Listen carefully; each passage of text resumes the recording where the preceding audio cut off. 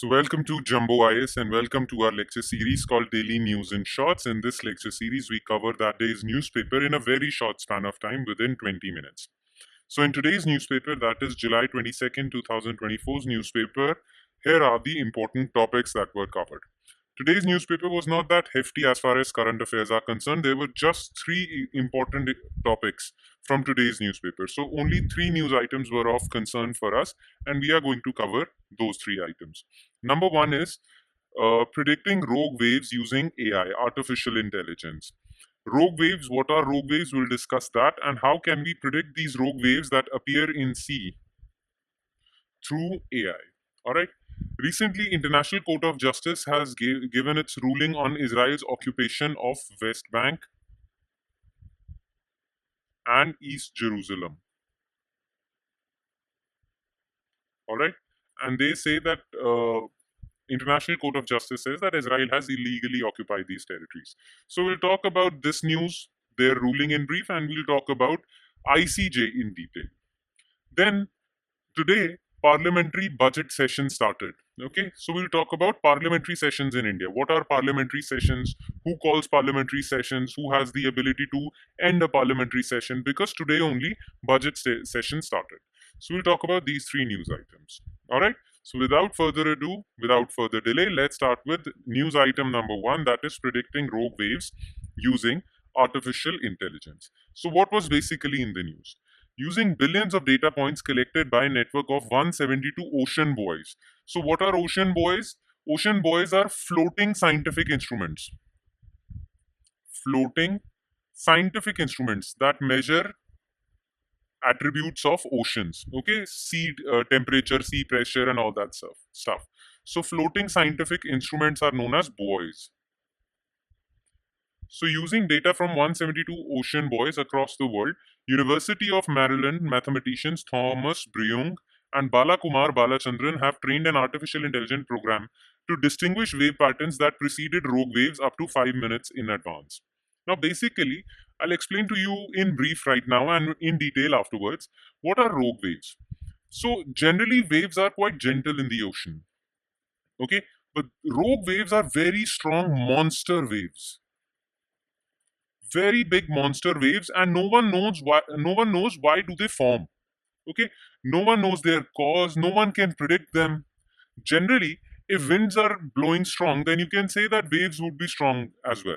All right, but in case of rogue waves, no one knows when these rogue waves would appear, and they just appear suddenly. And because of that, it threatens ships, coastal areas, offshore infrastructure, human lives also. But these scientists have found a way to predict rogue waves 5 minutes in advance. Okay, so unfortunately, there has existed no method of forecasting them until now. Now these scientists have found a way. Now, what are rogue waves? I've explained to you, as you can see over here. Okay, I've explained to you these are monster waves, but let's talk in detail what rogue waves are. First of all, you need to know what sea state is. What is sea state? So, sea state, it refers to the condition of the surface of a large body of water, like a sea or an ocean.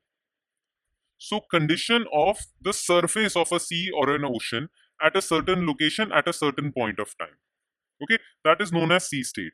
So, if sea state is 5, that means waves are appearing. If sea state is 0, that means it is a silent ocean, no waves are there. If sea state is 9, that means strong waves are there. All right. So, the World Meteorological Organization WMO sea state code. So, basically, WMO has came out with a number that is between 0 to 9. That number explains sea state. Okay, so if that number is 0, then no waves are there on the surface of the sea. If it is 9, then there are very large waves up to 14 meters. 14 meters is a lot. Okay, now rogue waves actually defy the average sea state. Average sea state is between 0 to 9. So sometimes there are no waves, sometimes there are waves which are 14 meters in height. But rogue waves are 30 meters in height, twice the size of surrounding waves. And they defy the average sea state. They appear from nowhere and they are different from all the other waves. Okay, like you can see over here, monster waves. You can see a ship over here, but these waves are way big to swallow this ship. All right. Now, what are the causes behind rogue waves? So, such waves often form when swells, like waves only, which occur not due to local winds but distant weather systems. weather systems appearing in far off areas. When they converge, they form a large single amplified wave. They sometimes also are formed due to movement or compression of ocean currents. Okay, so there are two reasons: far off weather systems. So remember, these are the two causes of rogue waves: far off weather systems converging, and second reason is compression of ocean currents. All right. Now, how can AI predict all of this? So, scientists basically have considered 20-minute long samples. So, 20-minute data of a wave. All right. When they form, they travel. Okay, 20-minute data from ocean buoys.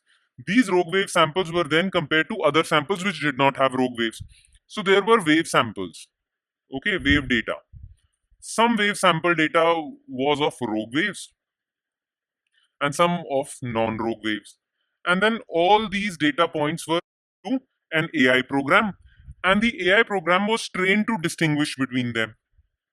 And after training, this AI could predict 73% of rogue waves 5 minutes in advance. So that is the whole thing. All right, you should know what rogue waves are. That's about it.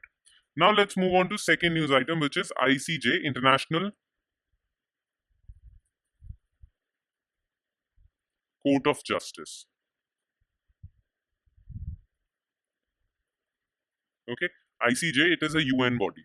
So ICJ on Israeli occupation. So International Court of Justice, United Nations principal judicial organ, said that Israel's occupation of the West Bank and East Jerusalem violated international law, and its presence in Palestinian territory should come to an end as soon as possible. So ICJ has given an order to Israel to leave, to vacate East Jerusalem, which it has occupied, and West Bank.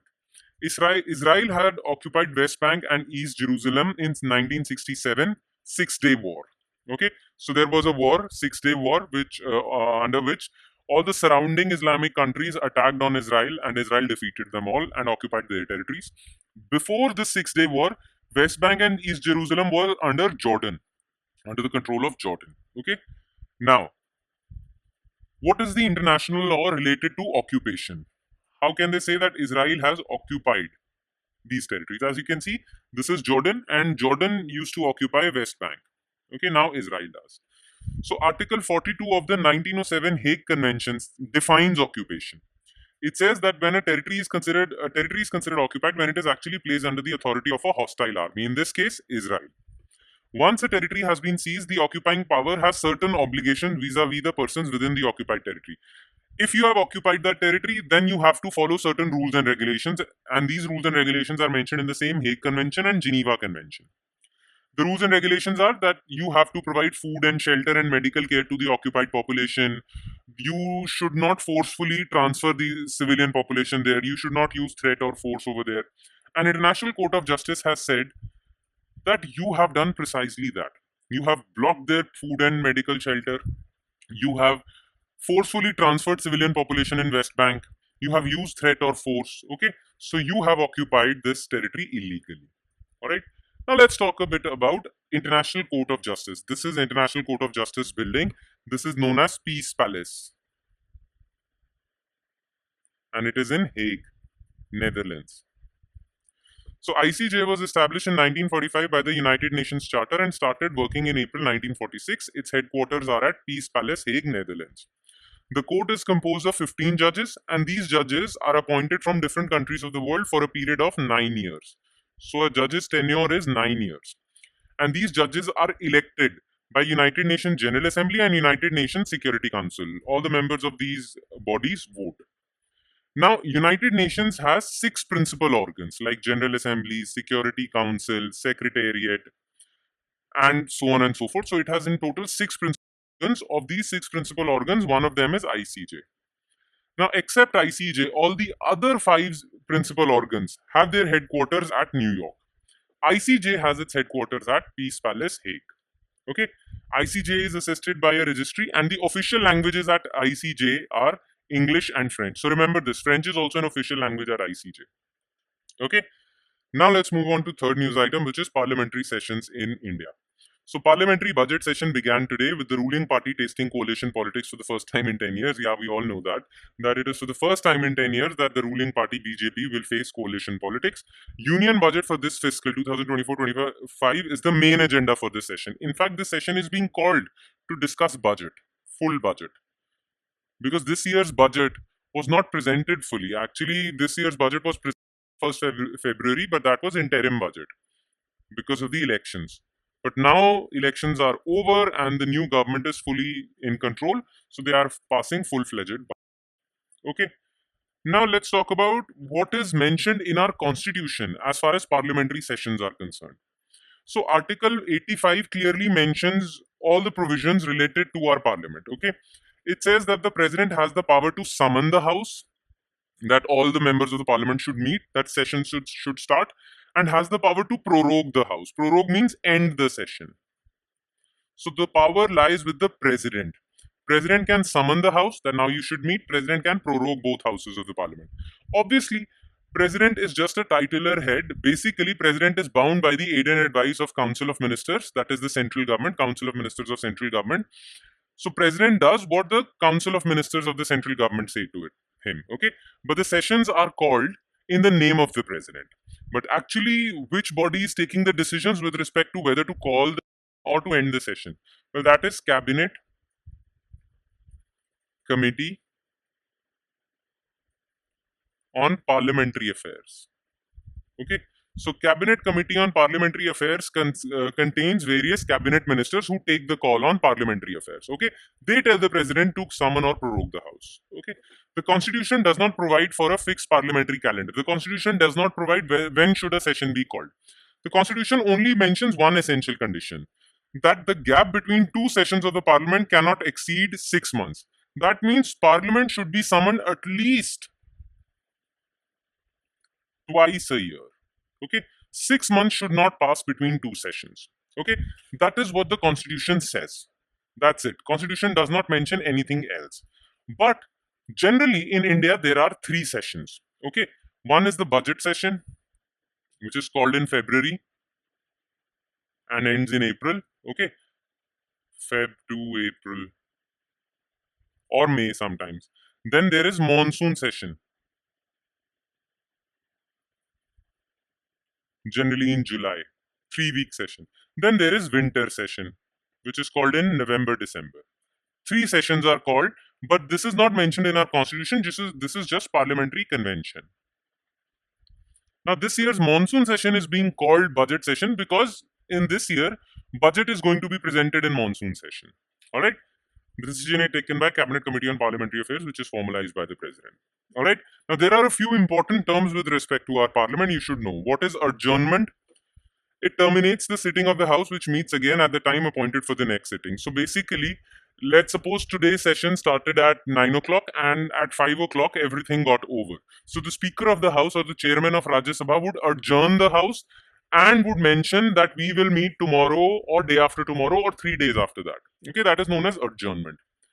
When the Speaker or the Chairman of Rajya Sabha or Speaker of Lok Sabha adjourn the House but do not mention the next sitting date, that means the business of the session is over and the Speaker has adjourned sine die. If the sitting is terminated without any definite time or date for the next sitting, then this is called adjournment sine die. After adjournment sine die is passed, then the President will pass a notification or issue a notification for prorogation, that is end of the session. Now the time period between prorogation of session 1 and reassembly of session, or the time period between 2 sessions basically, is known as recess. And what is quorum? It refers to the minimum number of members required to be present for conducting a meeting of the House. Okay, so minimum number of members that need to be present before the House can start. So it is basically 10% of the total strength. So basically, at least 55 members should be present for Lok Sabha to start and 25 members should be present for Rajya Sabha to start. All right, that's it. That's about it. And with that, we end today's session. Thank you so much for watching, everyone. And I'm sure it is adding value to your preparation, though it will add more value if you're consistent with it, regular with it. All right. Now, tomorrow, budget is going to be presented, so we'll focus more of our attention on the budget that is going to be presented.